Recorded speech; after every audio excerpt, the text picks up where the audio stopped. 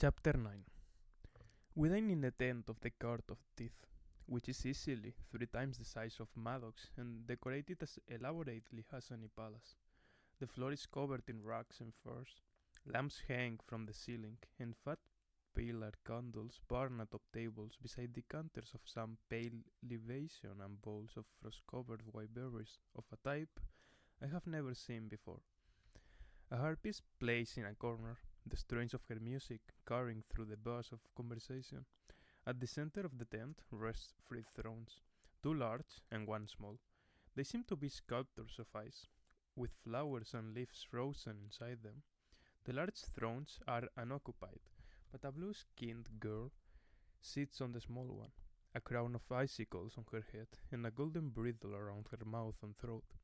She looks to be only a year or two older than Oak, and is dressed in a column of grey silk. Her gaze is on her fingers, which move restlessly against one another, her nails 8-bitten short and crusted with a thin rime of flat. If she is the princess, then it is not hard to pick out the king and queen. They wear even more elaborate icicle crowns. Their skin is grey, the color of stone or corpses. Their eyes are a bright and clear yellow, like wine, and their garments are the blue of her skin, a matching trio. "This is Lady Nor and Lord Yarrell and their daughter, Queen Suren," Oriana says to me quietly, so the little girl is the ruler. Unfortunately, Lady Nor notices my stirring. "A mortal," she says, with a familiar contempt. "Whatever for?" Maddox shoots an apologetic look in my direction. "Allow me to present one of my foster daughters, Taryn. I am sure I mentioned her." "Perhaps," says Lord Yarrell, joining us. His gaze is intense, the way an owl looks at a misguided mouse climbing directly into its nest. I give my best curtsy. "I am glad to have a place at your heart tonight." He turns his cold gaze on Maddox. "Diverting. It speaks as though it thinks it's one of us." I forgot how it felt, all those years of being utterly powerless, having Maddox alone for protection, and now that protection depends on his, not guessing which of his daughters stands beside him. I look up at Lord Yarrell with fear in my eyes. Fear I don't have to fake. And I hate how obviously it pleases him. I think of the bomb's words about what the Court of Teeth did to her and to the roads. The court carved us up and filled us full of curses and yeases, changed us, forced us to serve them. I remind myself I am no longer the girl I was before. I might be surrounded, but that doesn't mean I'm powerless. I vow that one day it is Lord Yarrell who will be afraid. But for now, I edge myself toward a corner, where I sit on a hide-covered tuffet and survey the room. I recall the Living Council warning that courts were evading swearing fealty by hiding their children as changelings in the mortal world, then elevating them to rulers. I wonder if that's what happened here. If so, it must call Lord Yarrell and Lady Nor to give up their titles, and make them nervous enough to bridle her. Interesting to see their ostentation on display, their crowns and thrones and luxurious tent, as they support Maddox's bid to elevate himself to High King, which would put him far above them. I don't buy it. They might back him now, but I bet they hope to eliminate him later. It is then that Crimson enters the tent, wearing a scarlet cloak with an enormous pin in the shape of a metal and blown glass heart that seems to beat. Lady Nor and Lord Yarrell turn their attention to him, their stiff faces moving to chilly smiles. I look over at Maddox. He appears less pleased to see the smith. After a few more pleasantries, Lady Nor and Lord Yarrell usher us to the table. Lady Nor leads Queen Suren by her bridle. As the child queen is led to the table, I notice that the straps sit oddly against her skin, as though they have partially sunken into it. Something in the shimmer of the leather makes me think of enchantment. I wonder if this horrible thing is Crimson's work. Seeing her bound, I can't help but think about Oak. I glance at Oriana, wondering if she is reminded of him too, but her expression is as calm and remote as the surface of a frozen lake. We go to the table. I am seated beside Oriana, across the table from Crimson. He spots the sun and moon earrings I am still wearing and gestures at them. I wasn't sure your sister would give those up, he says. I lean in and touch my gloved fingers to my earlobes. Your work is exquisite, I tell him, knowing how fond he is of flattery. He gives me an admiring look that I suspect is pride in his own art. If he finds me pretty, it's a compliment to his craft. But it's also to my advantage to keep him talking. No one else here is likely to tell me much. I try to imagine what Tari might say, but all I can come up with is more of what I think Grimson wants to hear. I drop my voice to a whisper. I can hardly bear to take them off, even at night. He grins. Mere trinkets. You must think I am very silly, I say. I know you have made far greater things, but these have made me very happy. Oriana gives me an odd look. Did I make a mistake? Does he suspect me? My heart spits. You ought to visit my forge, Grimson says. Allow me to show you what truly potent magic looks like. I should like that very much, I manage, but I am distracted with worry over being caught and frustrated by the smith's invitation. If only he'd been willing to brag here tonight instead of setting up some assignation. I don't want to go to his forge. I want to get out of this camp. It is only a matter of time before I'm caught. If I am to learn anything, I need to do it quickly. My frustration mounts as further conversation is cut off by the arrival of servants bringing dinner, which turns out to be a massive cut of roasted beer meat, served with cloudberries. One of the soldiers draws Grimson into a discussion about his brooch. Beside me, Oriana is speaking of a poem I don't know to a courtier from the Court of Teeth. Left to myself, I concentrate on picking out the voices of Madoc and Lady Nor. They are debating which guards can be brought over to their side. Have you spoken with the Guard of Termites? Madoc nods. Lord Reuben is wroth with the Undersea, and he cannot like that the High King denied him his revenge. My fingers clench on my knife. I made a deal with Reuben. I killed Balakin to honor it. That was Cardan's excuse for exiling me. It is a bitter draught to consider that after all that, Lord Reuben might prefer to join with Madoc. But whatever Lord Reuben wants, he still swore an oath of loyalty to the Blood Crown. And while some courts, like the Court of Teeth, may have schemed their way free of their ancestors' promises, most are still bound by them, including Reuben. So how does Madoc think he's going to dissolve those bonds? Without some means of doing that, it doesn't matter whom the low courts prefer. They must follow the only ruler with the blood crown on his head, High King Cardan. But since Tarin would say none of that, I bite my tongue as the conversation swirl around me. Later, back at our tent, I carry pitchers of honey wine and refill the cups of Madoc's generals. I am not particularly memorable, merely Madoc's human daughter, someone most of them have met in passing and thought little upon. Oriana gives me no more odd looks. If she thought my behavior with Grimson was strange, I don't think I have given her further reason to doubt me. I feel the gravitational pull of my old role, the ease of it, ready to enfold me like a heavy blanket. Tonight it seems impossible that I was ever anyone other than this dutiful child. When I go to sleep, it is with a bitterness in my throat, one I haven't felt in a long time, one that comes from not being able to affect the things that matter, even though they are happening right in front of me. I wake on the cot, loaded with blankets and furs. I drink strong tea near the fire, walking around to loosen my limbs. To my relief, Madoc has already gone. Today, I tell myself, today I must find a way out of here.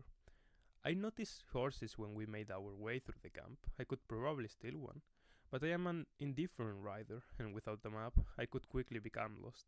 Those are probably kept all together in a war tent. Perhaps I could invent a reason to visit my father. Do you think Madoc would like some tea? I ask Oriana hopefully. If so, he can send a servant to prepare it, she tells me kindly. But there are many useful tasks to occupy your time. We court ladies, gather and stitch banners if you're feeling up to it. Nothing will give away my identity faster than my needlecraft. To call it poor is flattery. I don't think I'm ready to answer questions about luck, I warn. She nods sympathetically. Gossip passes the time at such gatherings, and it's not unreasonable to think a dead husband would provoke talk. You may take a little basket and go foraging, she suggests. Just Be careful to stay to the woods and away from the camp.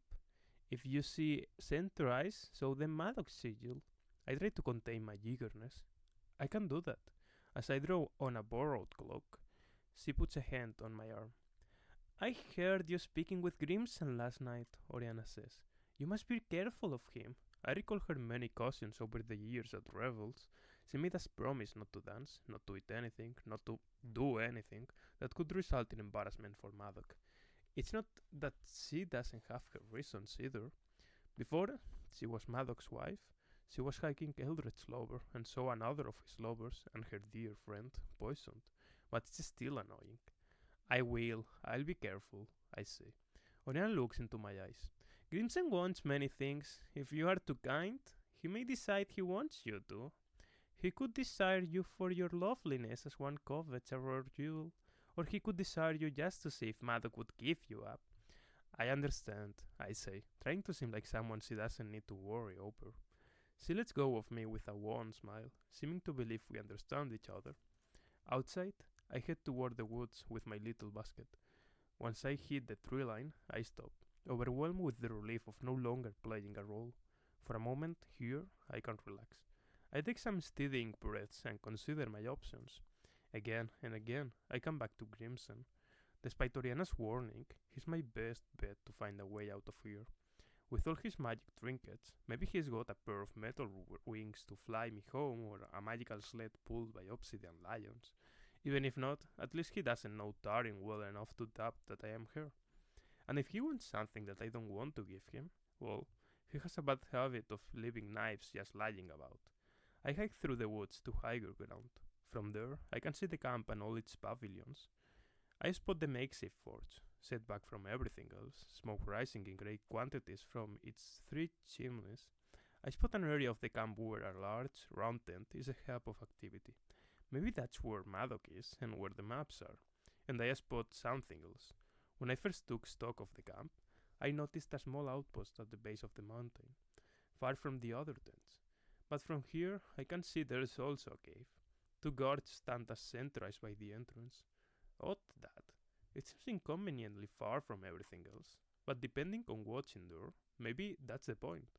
It's far enough to muffle even the loudest of screams. With a shudder, I head down toward the forge.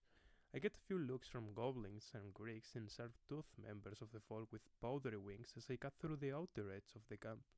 I hear a little hiss as I pass, and one of the ogres licks his lips in what is not at all a come on. No one stops me though.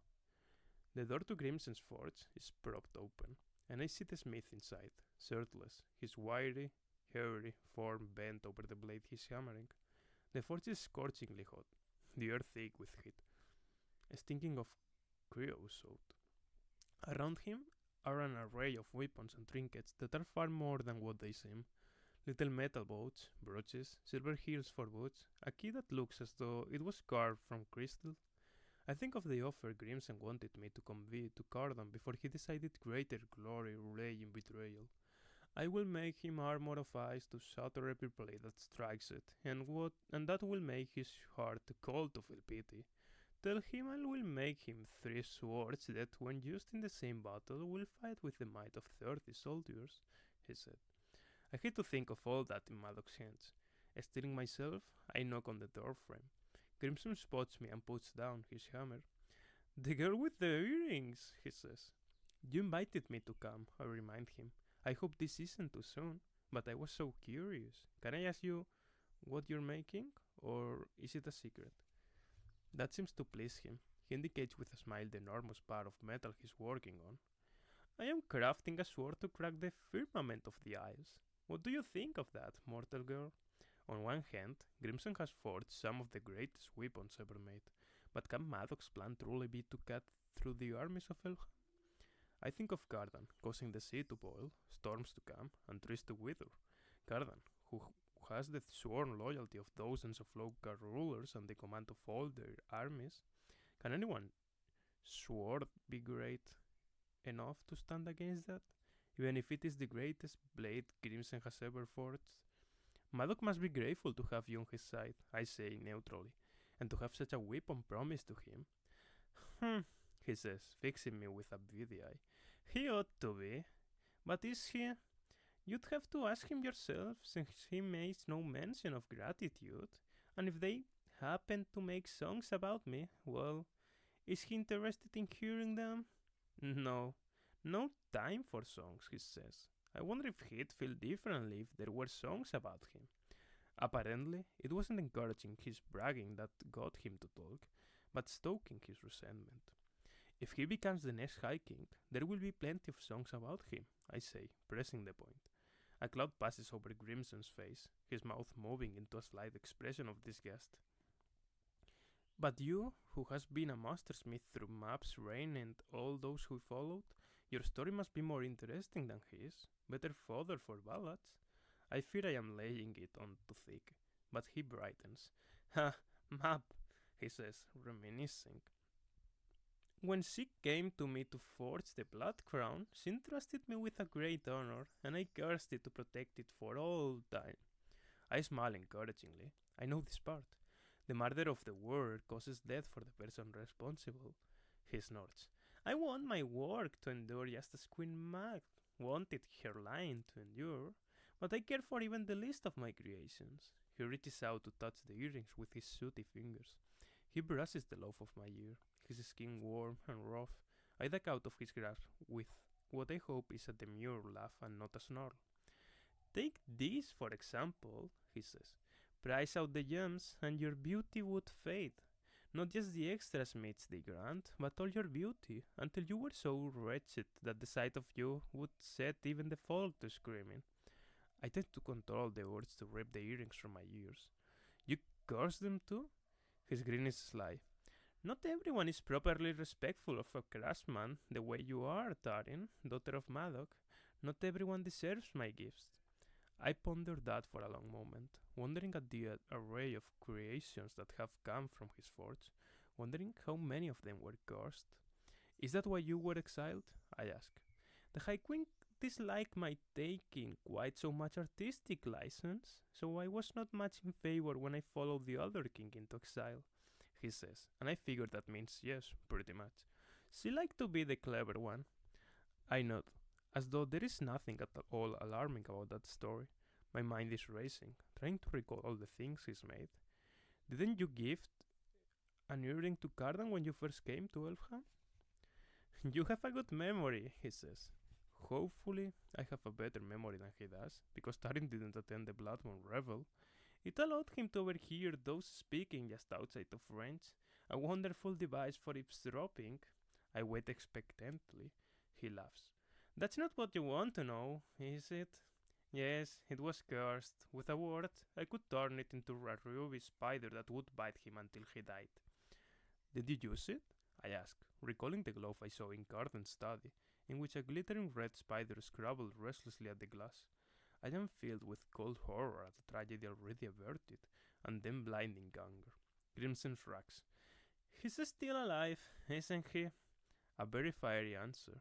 It sounds like no, when the truth is that the smith tried, and it didn't work. I ought to press him for more, ought to ask him about a way for me to escape the camp, but I can't bear to speak with him for another minute and not stab him with one of his own weapons. Can I visit again? I grit out, the false smile I am wearing feeling a lot more like a grimace. I don't like the look he gives me, as though I am a gemstone he wishes to set into metal. I would like that, he says, sweeping his hand around the forge at all the objects there. As you can see, I like beautiful things. Chapter 10. After my visit to Grimson, I turned back into the woods to do the promised foraging with satisfying aggressiveness, collecting rowan berries, wood sorrel, nettles, a bit of deathsweet, and enormous sap mushrooms. I kick a rock, sending it skittering deeper into the woods. Then I kick another. It takes a lot of rocks before I feel even a little bit better. I am no closer to finding a way to get out of here, and no clearer on my father's plans. The only thing I am closer to is getting caught. With that grim thought in mind, I discover Madoc sitting by the fire outside the tent, cleaning and sharpening the set of daggers he keeps on his person. Habit urges me to help him with the job, and I have to remind myself that Tarin wouldn't do that. Come sit, he urges, patting a bare side of a log on which he's perched. You aren't used to campaigning, and you've been thrust into the thick of it. Does he suspect me? I sit resting my overfull basket near the fire, and reassure myself that he wouldn't sound nearly as friendly if he thought he was talking to you. I know I don't have long, though, so I chance it and ask him what I want to ask.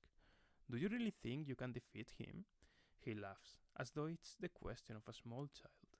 If you could reach your hand up far enough, could you pluck the moon from the sky? I wouldn't play the game if I couldn't win. I feel oddly emboldened by his laughter. He really believes that I am Tarin and that I know nothing of war. But how? I will spare you the wall of the strategy, he says, but I am going to challenge him to a duel, and after I win, I will split his melon of a head. A duel? I am flummoxed. Why would he fight you? Karan is the High King, his armies to stand between them. Madok grins. For love, he says, and for duty. Love of whom? I can't believe that Tarin would be any less confused than I am right now. There is no banquet too abundant for a starving man, he says. I don't know what to say to that. After a moment, he takes pity on me. I know you don't care for lessons on tactics, but I think this one will appeal even to you. For what we want most, we will take almost any chance. There is a prophecy that he would make a poor king. It hangs over his head, but he believes he can charm his way free of fate. Let's see him try. I am going to give him a chance to prove he's a good ruler. And then? I prompt. But he only laughs again. Then the folk will call you Princess Tarin. All my life I have heard of the great conquest of Fairy, as one might expect of an immortal people with few births. Most battles are highly formalized, as are lines of succession. The folk like to avoid all-out war, which means it's not unusual to settle an issue with some mutually agreed upon a contest. Still, Cardan never cared much for sword fighting, and isn't particularly good at it. Why would he agree to at will? If I ask that, though, I am terrified Madok will know me. Yet I must say something. I can't just sit here staring at him with my mouth hanging open. You'd got control of Cardan somehow, I pose. Maybe you could do the same, and he shakes his head. Look what became of your sister. Whatever powers he had, he took back from her. No, I don't intend to continue even the pretense of serving any longer. Now I would rule. He stops sharpening his dagger and looks over at me with a dangerous gleam in his eye. I gave you chance after chance to be a help to the family.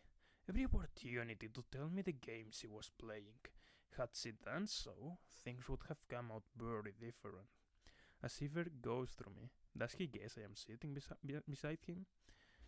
You'd is pretty sad, I say, in what I hope is a neutral way, at least according to Vivi. And you do not wish me to punish her further when I am hiking, is that it? He asks. It's not as though I am not proud. What she achieved was no small thing. She's perhaps the most like me of all my children. Unlike children the world over, she was rebellious, and her grasp exceeded her reach. But you, me? My gaze goes to the fire. It's jarring to hear him talk about me, but the idea of hearing something meant for Tarin alone is worse. I feel as though I am taking something from her. I can think of no way to stop it, though. No way that doesn't involve giving myself away. He reaches over to grip my shoulder. It would be reassuring, except that the pressure is a little too hard. His claws a little too sharp.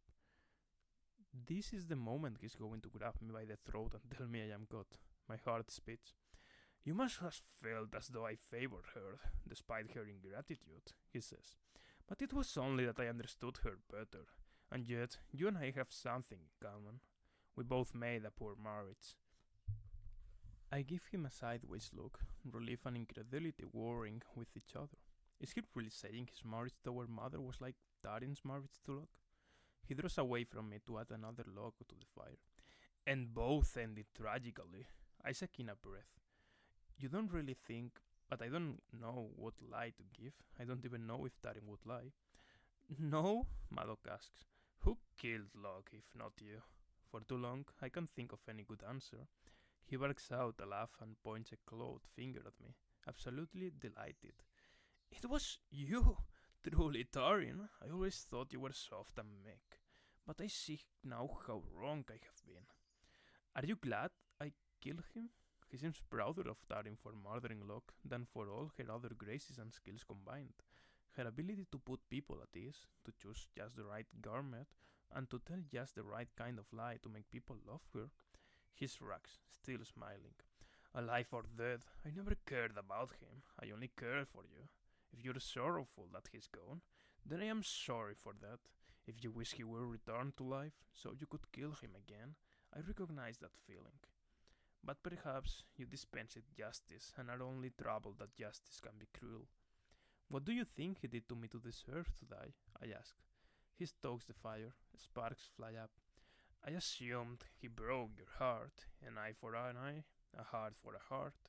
I remember what it was like to have a knife pressed to Gordon's throat, to panic at the thought of the power he had over me, to realize there was an easy way to end it. Is that why you killed Mom? He sighs. I honed my instincts in battle, he says. Sometimes those instincts are still there when there is no more war. I consider that, wondering what it takes to harden yourself to fight and kill over and over again. Wondering if some part of him is cold inside, a kind of cold that can never be warmed, like a shard of ice through the heart. Wondering if I have a shard like that too. For a moment, we sit quietly together, listening to the crackle and pop of the flames. Then he speaks again.